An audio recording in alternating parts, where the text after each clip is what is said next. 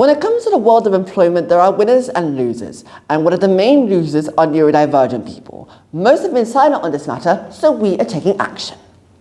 Good day. We, Think Forward 2025, present an interview tackling neurodiversity and unemployment by highlighting some of the strengths that neurodivergent people may exhibit that may be invaluable to recruiters. Tell me about the time you showed resilience. Well, thank you for asking. I'd lost a election and I was not allowed to join the fundraising committee. So in my marks in spring, I went to my head of sixth form and I proposed to her to host Neurodiversity Week, as we hadn't done it before.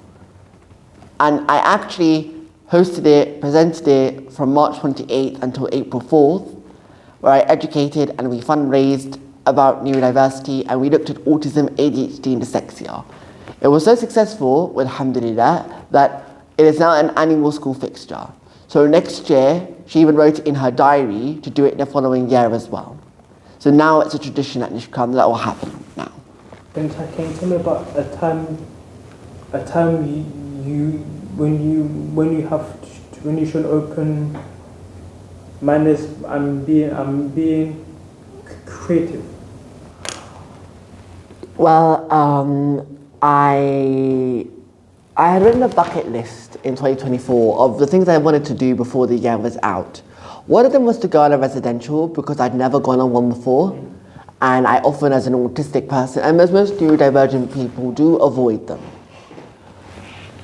But then I signed up and volunteered to go to Aberdyfi, Wales from July 15 to July 19, 2024.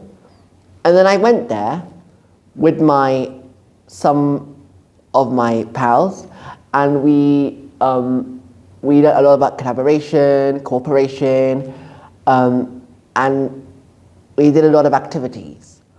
And at the end of the week, I received a lot of recognition and a certificate, and I even got to write in the newsletter about it.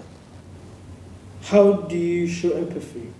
Well, being a Muslim, empathy is extremely important, but I also believe in being authentic and being open with people and telling people what they need rather than what they want to hear.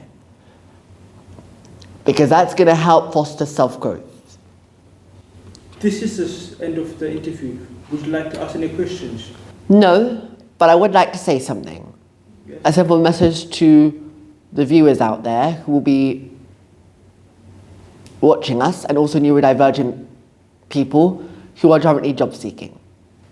Never lose hope, pursue your dreams, and if you stay true and authentic to yourself, and if you stand up for what you believe in, even if it's difficult, and you're not afraid to articulate your feelings and your needs, no dream is too far to reach, and no dream is too big to chase.